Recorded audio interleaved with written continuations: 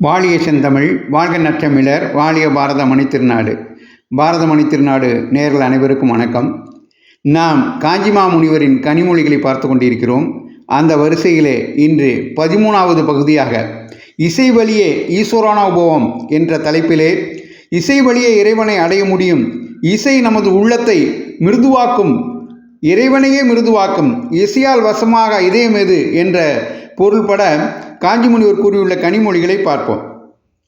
கல்வி தெய்வமான சரஸ்வதி கையிலே வீணை வைத்திருப்பது எல்லாருக்கும் தெரியும். பரமேஸ்வரனின் பத்தினியான சாட்சாத் பராசக்தியும் கையிலே வீணை வைத்திருப்பதாக காளிதாசர் நவரத்ன மாலா ஸ்தோத்திரத்தில் பாடுகிறார். அம்பாள் விரல் நுனியால் வீணையை மீட்டிக் கொண்டிருப்பதாகவும் சரிகம பதனி என்ற சப்தசுரங்களின் சாதுரியத்தில் திளைத்து ஆனந்திப்பதாகவும் பாடுகிறார். சரிகம பதனி ரதாம் தாம் வீணா சங்கராந்த காந்தகஸ்தாந்தாம். இப்படி சங்கீதத்தில் முழுகியுள்ள சிவா காந்தா, அதாவது சிவனின் பத்தினி, சாந்தாவாகவும் அதாவது அமைதிமயமாகவும், மிருதுல சோர்த்வாவாகவும் மென்மையான திருவுள்ளம் படைத்தவளாகவும் இருக்கிறாள் என்கிறார் காளிதாசர். அவளை நமஸ்கரிக்கிறேன் என்கிறார். சாந்தாம் மிருதுல சுவாந்தாம் குஷபரதாந்தாம் நமாமி சிவகாந்தாம். அவர் சுலோகத்தை செய்து கொண்டு போயிருக்கிற ரீதியை கவனித்தால் அம்பிகை சங்கீதத்தில் அமிழ்ந்திருப்பதாலேயே சாந்த சுரூபிணியாக ஆகியிருக்கிறாள் என்று தோன்றுகிறது.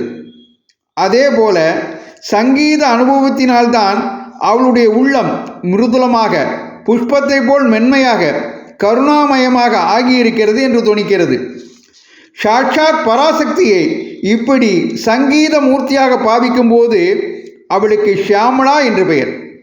சங்கீதத்தில் தோய்ந்து ஆனந்தமயமாகவும் சாந்தமயமாகவும் குழந்தை உள்ளத்தோடும் உள்ள ஷியாமளா தேவியை தியானித்தால் அவள் பக்தர்களுக்கு கருணையை பொழிவாள். அவளது மிருதுவான இதயத்திலிருந்து கருணை பொங்கிக் கொண்டே இருக்கும். தெய்வீகமான சங்கீதம் ததும்பும் சந்நிதியில் சாந்தமும் ஆனந்தமும் தாமாகவே பொங்கும்.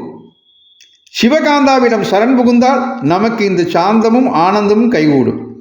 இந்த ஸ்லோகத்திலிருந்து சங்கீதமானது ஆனந்தம், சாந்தம், மிருதுவான உள்ளம், கருணை ஆகிய எல்லாவற்றையும் அளிக்கும் என்று தெரிகிறது.